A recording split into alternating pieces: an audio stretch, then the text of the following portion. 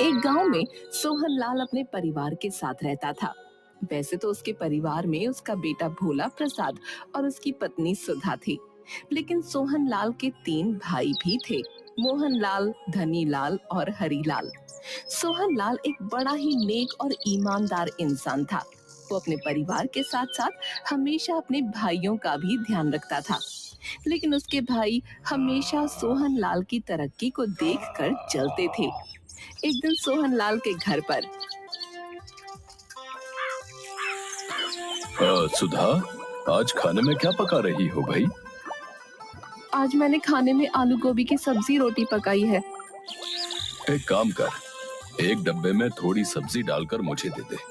मैं काम पर जाता हुआ मोहन को दे दूंगा।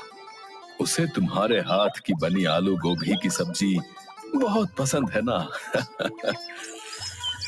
हाँ हाँ, मुझे पता है। मोहन को हाथ की बनी आलू गोभी की सब्जी बहुत पसंद है। मैंने पहले ही उसके लिए एक डब्बा अलग से रख दिया है। समय का पता नहीं चलता। ऐसा लगता है अभी कुछ दिनों पहले की ही बात है। माँ बाप भाइयों का हाथ मेरे हाथों में देकर खुद दूसरे लोक की यात्रा पर निकल गए, और पलक झपकते ही ये तीनों कब बड़े हो गए, शादियां हो गईं, बच्चे हो गए, पता ही नहीं चला। सही कहते हैं, समय पंख लगाकर उड़ता है। चलो, अब जल्दी से मुझे डब्बा दे दो, मोहन लाल के वरना घर मुझे डब्बा काम देने के जाता लिए है। देर हो जाएगी। मोहन, सुधा मोहन, अरे कहाँ है भाई? अरे जल्दी आ, मुझे देर हो रही है। अरे सोहन भैया, आप आज इतनी सुबह सुबह सब ठीक तो है घर पर? हाँ भाई, ऊपर वाले की कृपा से सब ठीक है। बस मैं तो तुझे ये डब्बा देने आया था। मोहनलाल डब्बे को अपनी नाक के पास लगाकर खुशबू लेता है। अरे वाह, आज भाभी ने आलू गोभी की सब्जी बनाई है? हाँ, तेरी पसंदीदा आलू गोभी की सब्जी, इसीलिए तो तेरे लिए डब्बा भेजा है उसने। मुझे भाभी के हाथ की बनी आलू गोभी की सब्जी बहुत पसंद है। हाँ। सब्जी बनाते ही सबसे पहले तेरा डब्बा लगाती है, उसके बाद हमें देती है। तुम्हें जलन होती है क्या है? पगला है? कैसी बातें करता है? भला अपनी औलाद से भी जलन होती है क्या? तुम तीनों को तो हमने अपनी औलाद भोला की तरह ही पाल कर बड़ा किया है। वो तो घर छोटा था, इसीलिए तुम सबको अलग अलग घर बनवा कर देना पड़ा। नहीं तो मैं अपने जीते जी कभी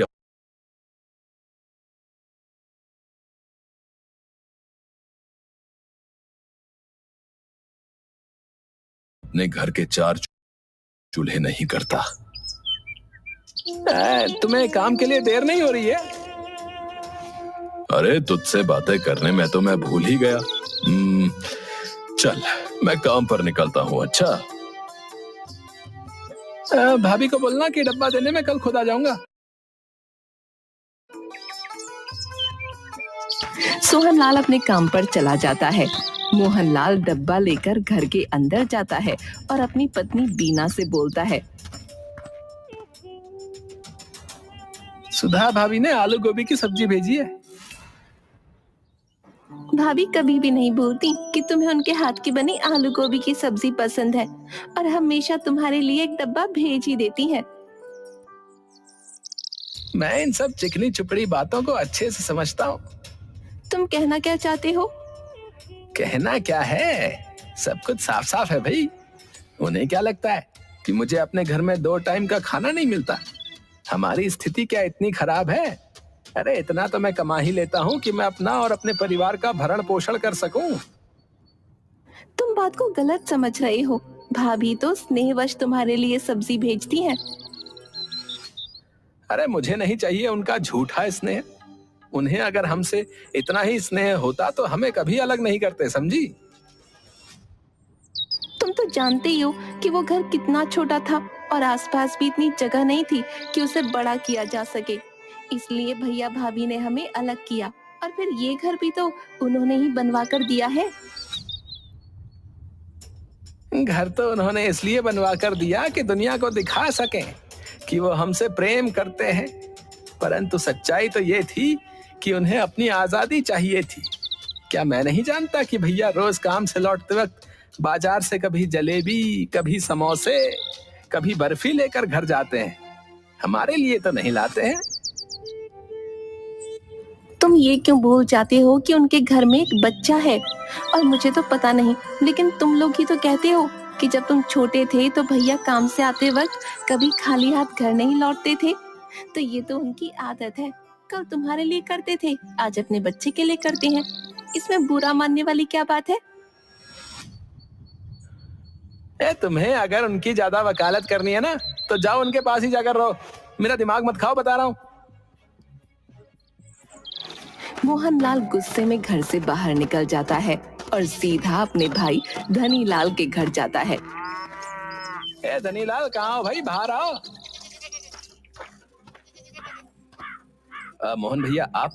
क्या बात है, बड़े उखड़े हुए लग रहे हैं। भाभी से लड़ाई हुई क्या? गुस्से में क्यों भाई?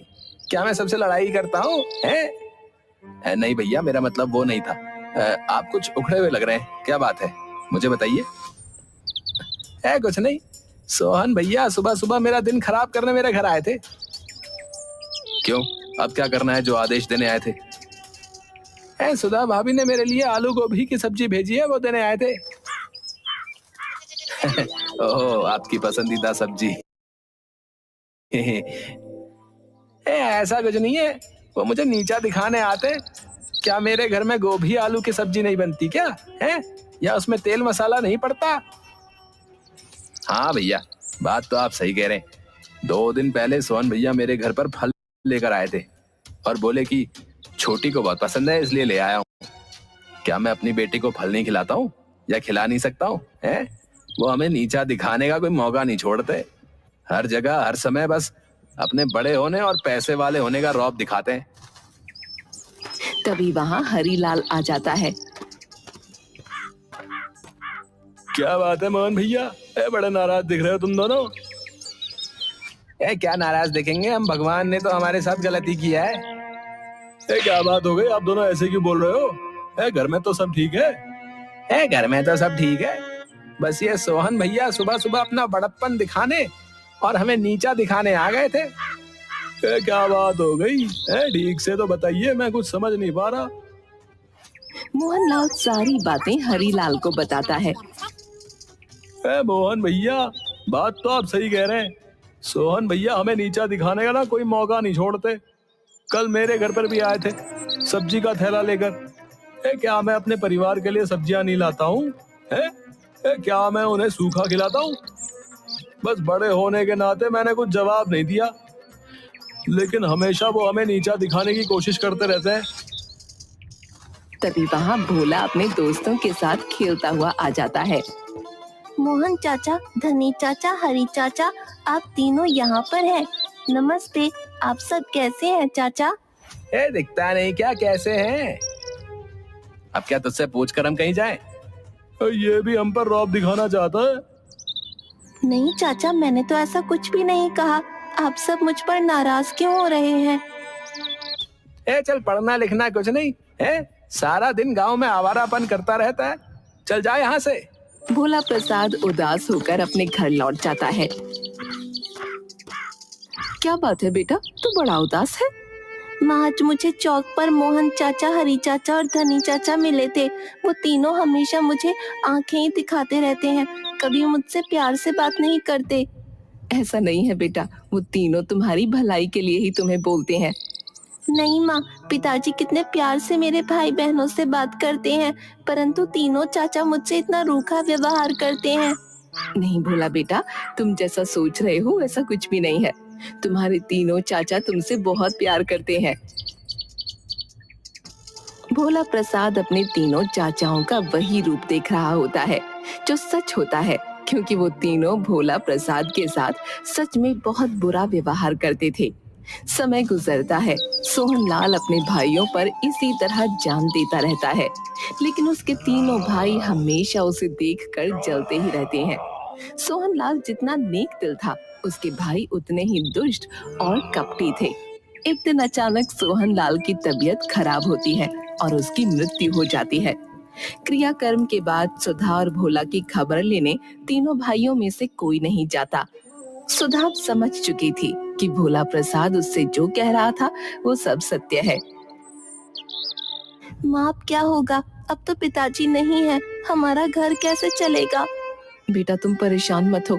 तुम्हारे पिता ने इतना धन रखा है कि मैं तुम्हें एक अच्छी शिक्षा दे पाऊंगी। और रही घर चलाने की बात, तो हमारे पास खेत हैं। उन खेतों में अब मैं सब्जियां लगाऊंगी, उन्हें बाजार में बेचकर पैसे कमाऊंगी। सोहनलाल की मृत्यु को काफी समय हो चुका था। सुधा ने ही पाल पोस कर अपने बेटे को बड़ा किया।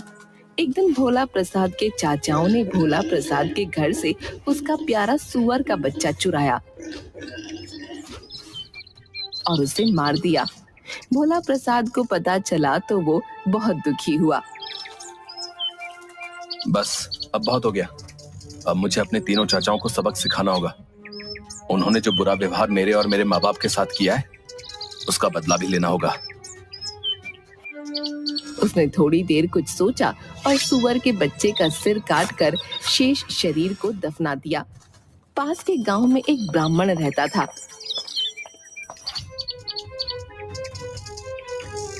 सुअर के बच्चे का कटा सिर उसके आंगन में छिपाकर भोला प्रसाद ने ब्राह्मण से कहा, अब आपके घर से तो सुअर के मांस की बदबू आ रही है। हैं? असंभव! यदि ऐसा है तो मुझे सुअर का मांस ढूंढ कर दिखा।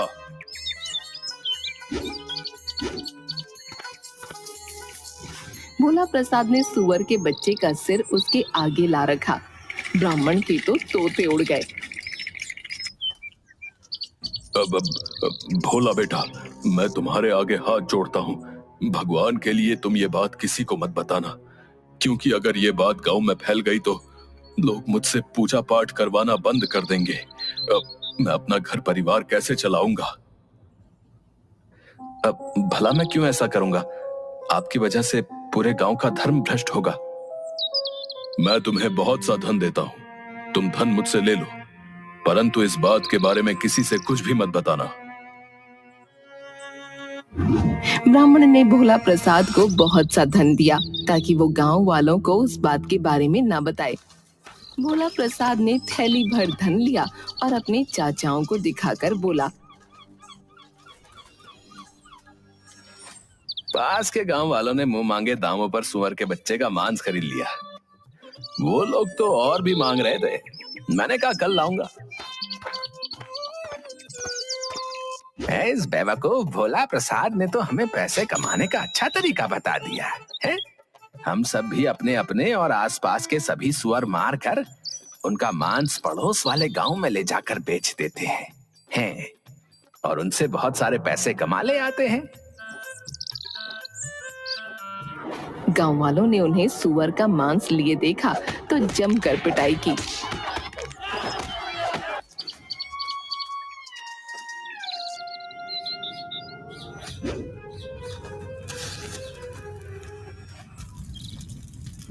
भोला प्रसाद और उसकी माँ बेघर हो गए।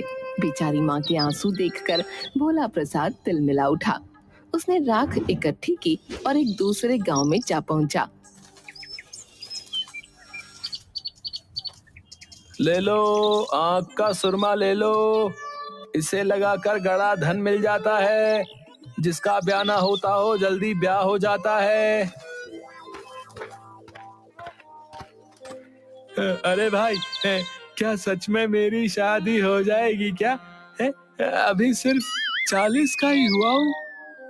अरे ये चमत्कारी सुरमा है।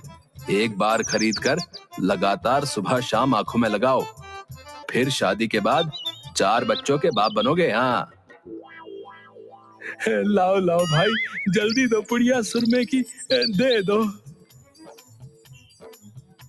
हाथ के हाथ एक थैली सुरमा बिक गया। शेष राख भोला प्रसाद ने छिपा दी। अपने चाचा के पास जाकर बोला, मेरी तो झोपड़ी की सारी राख बिक गई। क्या कहा तुमने? राख बिक गई? हाँ, इसमें क्या शक है? मैं कोई झूठ बोल रहा हूँ क्या? ये देखो, मेरे पास मेरे घर की राख बेचकर कितने पैसे इकट्ठे हो गए हैं। अब मैं बड़े आराम से अपनी माँ के लिए नया और पहले से बेहतर घर बनाऊंगा, समझे? है? तुम्हारे घर की सारी राख बिक गई कि कुछ राख बची भी है? नहीं चाचा, सारी राख बिक गई। अगर मेरे पास और राख होती तो मैं और पैसे कमा लाता और अपनी माँ के लिए महल ही बना देता। बस फिर क्या था, भोला प्रसाद की बात सुनकर उसके तीनों चाचा फिर से लालच में आ गए और उन तीनों ने अपने अपने घर फूंक दिए और राख ले जाने की तैयारी करने लगे। चाचा, आप तीनों उस गांव में जाकर गांव वालों से कहना कि हमें सुरमे वाले ने भेजा है। आपकी सारी राख हाथों हाथ बिक जाएगी। तीनों अपने घर की राख लेकर उस गांव में पहुंचे और जैसे ही उन्होंने सुरमे वाले का नाम लिया, सारा गांव उनके पास पहुंच गया। देखो भाई हरी, सारे गांव वाले हमारे पास आ रहे हैं। लगता है हमारा सारा माल मिनट में बिक जाएगा भैया। हाँ मोहन भैया, बिल्कुल सही कह रहे हैं आप। इस भोला प्रसाद की बेवकूफी की वजह से हम तीनों अब अमीर बन जाएंगे। हाँ। जो ही गांव वाले ने सुरमे वाले का नाम सुना और उन तीनों को बहुत बुरी तरह पीटा और बेचारे पिटते पिटते घर लौटे। चारों ने गुस्से के मारे भोला प्रसाद को मारने की योजना बना ली। उन्होंने भोला प्रसाद को जंगल के किनारे रस्सी से बांधा और खुद खाना खाने घर चले गए। उनके जाते ही वहां से एक सौदागर गुजरा। उसने भोला प्रसाद से पूछा, क्यों भाई, तुम्हें यहाँ क्यों बाधा हुआ है? जी मेरे चाचा मेरी शादी एक खूबसूरत लड़की से करना चाहते हैं। मेरे मना करने पर मुझे यहाँ बांध दिया। क्या ऐसा हो सकता है कि मैं तुम्हारी जगह उस लड़की से शादी कर लूं? मुझे तो बस कैसे भी शादी नहीं करनी है। लेकिन ऐसा क्यों? मैं किसी और को पसंद करता हूँ। भोला प्रसाद ने झट से सौदागर को बांधा और उसका घोड़ा लेकर रफू चक्कर हो गया। तीनों चाचा खा पी कर लेट गए। पिटाई के कारण पोर पोर दुख रहा था। गांव के रामू से बोले, जा तू भोला प्रसाद को जंगल के बीचों बीच फेंक कर आ जा। उसे वहां जंगली जानवर खा लेंगे। हमसे तो उठा नहीं जाता। उसके बाद हम तुझे सारे पैसे दे देंगे। रामू भी कम नहीं था। उसने अपने रिश्तेदार को ये काम सौंप दिया। रिश्तेदार ने सौदागर को ही भोला प्रसाद समझकर जंगल के बीचों बीच फेंक दिया। बेचारा सौदागर चिल्लाता ही रह गया। जी काम हो गया। तीनों चाचा मिलकर भोला प्रसाद की मौत की खुशी मनाने लगे। तभी भोला प्रसाद पेड़ के पीछे से घोड़ा लेकर चाचाओं के पास पहुंचा। चाचा, आपके आदमी ने मुझे जंगल के बीचों बीच नहीं फेंका, इसलिए केवल घोड़ा मिला। यदि जंगल के बीचों बीच फेंकते तो शायद बैल, गाय व हाथी भी लाता। खैर, जो मिला उसमें ही खुश हूँ। आप सबका धन्यवाद देने आया था। अब मैं चलता हूँ। तीनों चाचा फिर उसकी बातों में आ गए। भोला प्रसाद को पुचकार कर पूछा, क्या सचमुच जंगल के बीच पशु मिल रहे हैं? और क्या उन पशुओं ने तुम्हें कोई नुकसान नहीं पहुंचाया? हाँ, आप लोग भी ले आओ, जाओ। तीनों चाचा आलस छोड़कर जंगल की तरफ लपके। रामू को भी साथ ले लिया। जंगल पहुंचकर तीनों ने रामू को आदेश दिया, हम तीनों को जंगल के बीचों बीच छोड़कर आ जा भाई। रामू ने आज्ञा का पालन किया। तीनों को जंगल के बीचों बीच छोड़ दिया, जहां पर थोड़ी देर बाद एक जंगली भालू के हमले से तीनों की मौत हो गई और भोला प्रसाद को सदा के लिए ईर्ष्यालु और दुष्ट चाचाओं से मुक्त